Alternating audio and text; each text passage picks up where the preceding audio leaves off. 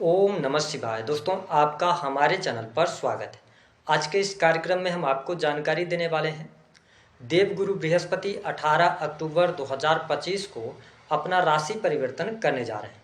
तो बृहस्पति के राशि परिवर्तन का प्रभाव सिंह राशि वालों पर किस प्रकार से पड़ने वाला है, बृहस्पति आने वाले समय में आपके जीवन को किस प्रकार से प्रभावित करेंगे, विस्तार से इस वीडियो में हम चर्चा करेंगे।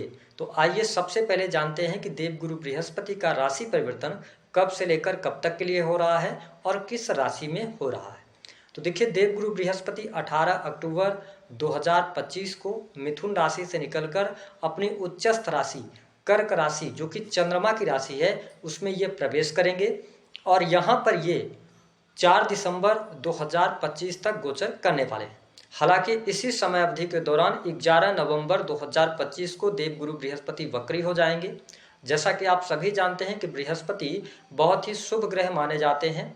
बृहस्पति को ज्ञान, धर्म, शिक्षा, संतान, संतान का सुख, संतान से प्राप्त होने वाला सुख, यद्यपि स्त्रियों के संपूर्ण वैवाहिक जीवन की जिम्मेदारी बृहस्पति ग्रह के पास होती है। इसके अतिरिक्त बृहस्पति बैंकिंग सेक्टर, फिनांस का सेक्टर, जुडिशरी, लॉ, शिक्षा का फील्ड, इन सभी चीज़ों को भी प्रभावित करते हैं। तो सिंह राशि वालों, यदि हम आपके लिए बात करें तो वर्तमान समय में आप शनि की ढैया के प्रभाव में चल रहे हैं। देवगुरु बृहस्पति का गोचर अभी तक आपकी राशि से लाभ भाव, इच्छा पूर्ति के भाव में हो रहा था, जो कि अब 18 अक्टूबर से लेकर 4 दिसंबर तक आपके लिए बृहस्पति आपकी राशि से 12वें भाव में गोचर करेंगे।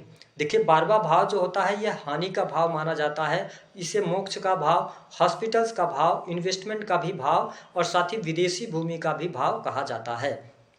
ऐसी स्थिति में बृहस्पति जब आपके 12th हाउस में उच्चस्थ होंगे तो निश्चित तौर पर यहाँ पर जो अभी तक आपके जीवन में मानसिक अशांति बनी हुई थी, जो कन्फ्यूजन की स्थिति बनी हुई थी, तो उन स्थितियों से आप बाहर निकलेंगे। पहली बात तो यह है कि आपका जो माइंड सेट होगा, आप पॉजिटिव इंटेंट के साथ में आगे बढ़ने वाले होंगे। ये स्थिति आपके लिए बहुत ही बढ़िया रहेगी। जो लोग विदेशी भूमि से जुड़े हुए हैं तो विदेशी भूमि से जुड़े जातकों के लिए यह समय अच्छा रहेगा। इंपोर्ट एक्सपोर्ट के कार्यों से लाभ भी आपको प्राप्त होगा।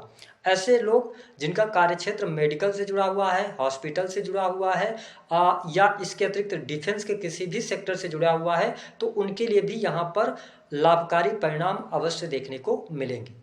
साथ ही देवगुरु बृहस्पति का हालांकि 12वें भाव में गोचर करना बहुत अच्छा नहीं माना जाता है, लेकिन ऐसे लोगों के लिए बहुत अच्छा रहेगा जो लोग किसी भी प्रकार के रिसर्च के फील्ड से जुड़े हैं, डाटा एनालिसिस का काम करते हैं, इन्वेस्टमेंट पोर्टफोलियो के साथ में जुड़े हैं, तो यह गोचर आपके लिए लाभकारी सिद्ध होगा। देखिए, सिंह राशि वालों, वैसे भी आपकी राशि के जो स्वामी होते हैं वो सूर्य होते हैं और मैंने यह पाया है कि आप लोग बहुत ही मेहनती स्वभाव के, साथ ही बहुत ही लीडरशिप क्वालिटी आपके अंदर होती है। आप लोगों को साथ में लेकर चलने की क्षमता होती है। आप सभी के लिए समभाव रखते हैं। लेकिन यहाँ पर बृहस्पति जब 12th हाउस से गोचर कर रहे हैं तो थोड़ा सा यहाँ पर आपकी नींद जरूर डिस्टर्ब होने वाली है। कहीं ना कहीं से अनिद्रा की समस्या आपको परेशान करेगी, तो थोड़ा यहाँ पे आप सावधानी जरूर रखिएगा। हालांकि बृहस्पति की शुभ दृष्टियों का प्रभाव बहुत अच्छा देखने को मिलेगा, तो यह समय आपके जीवन में सुख समृद्धि बढ़ाने वाला होगा। यदि आप काफी लंबे समय से जमीन खरीदना चाह रहे थे,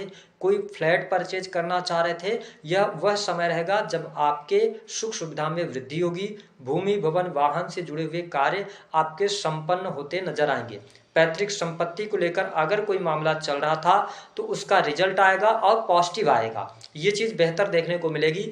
आपकी माँ की हेल्थ इंप्रूव होगी, माताजी के साथ आपके संबंध अच्छे रहेंगे। अगर आपकी माताजी वर्किंग है तो उनके कार्य क्षेत्र में भी उनको सफलता प्राप्ति के योग दिखाई देते हैं। जो लोग राजनीतिक क्षेत्र से जुड़े हुए हैं तो राजनीतिक क्षेत्र से जुड़े जातकों को लाभ मिलेगा। जो लोग इंटीरियर डिजाइनिंग का काम करते हैं, होटल रेस्टोरेंट का काम करते हैं, किसी भी प्रकार के पब्लिक सेक्टर से जुड़े हैं, तो अच्छा समय आपके लिए कहा जा सकता है। क्योंकि 4th हाउस पर जब देवगुरु बृहस्पति की दृष्टि पड़ रही है तो ये आपके सुखों में वृद्धि कराने वाले अवश्य होंगे। सुख सुविधा आपकी बढ़ती हुई इस समय अवधि के दौरान नजर आ रही है। यदि हम बात करते हैं देवगुरु बृहस्पति की जो 7वीं दृष्टि का प्रभाव है, यह आपके 6ठे भाव को देखने वाले होंगे।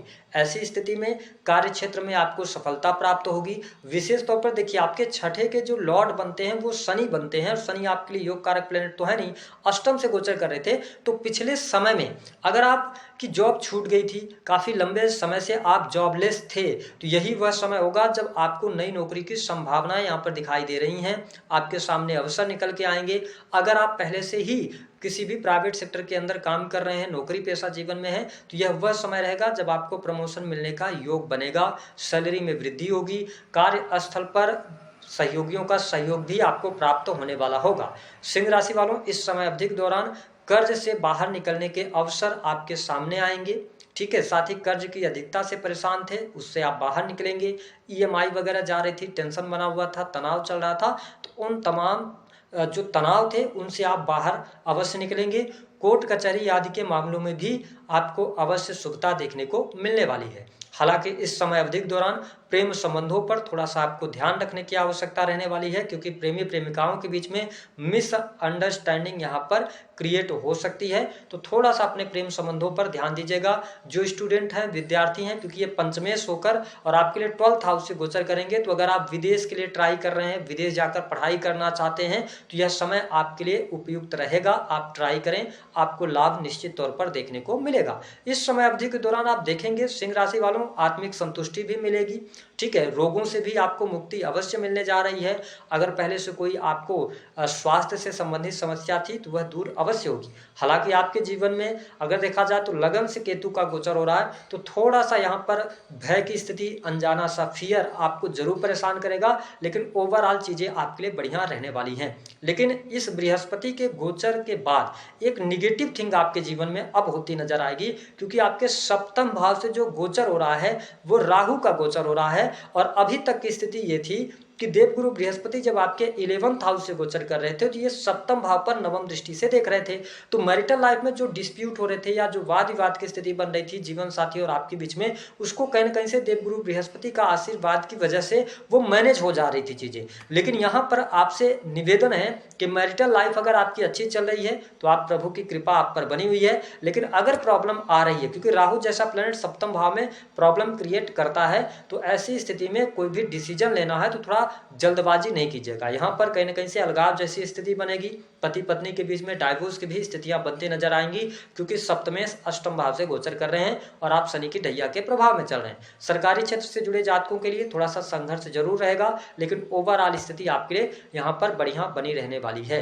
बिजनेस व्यापार की अगर बात करते हैं तो बिजनेस व्यापार में आपको ठीक ठाक स्थिति बनेगी, थोड़ा सा चीजें डिले होने शुरू हो जाएंगी, लेकिन ओवरऑल पेशेंस अगर आप रखते हैं, धैर्य रखते हैं, क्योंकि शनि की ढैया चल रही है, तो आप यदि धैर्य नहीं बना के रखेंगे तो प्रॉब्लम आपके साथ रहेगी। तो थोड़ा सा ये ध्यान दीजिएगा। पार्टनरशिप वगैरह में कार्य कर रहे हैं तो पार्टनरशिप टूट सकती है। तो ओवरऑल अगर मैं देखूं तो यह समय आपके लिए ना, जो ये 46 दिनों का मिला है, इस समय अवधि के दौरान आपके लिए विदेश का योग बनेगा, इंपोर्ट एक्सपोर्ट से लाभ होगा, सुख सुविधा बढ़ेगी, भूमि भवन मकान वाहन का योग बनेगा, नौकरी पेशा जीवन आपके लिए अच्छा रहने वाला है, और साथ ही रिसर्च के फील्ड से जुड़े जातकों के लिए अच्छा है, मैन्युफैक्चरिंग यूनिट के लिए अच्छा है।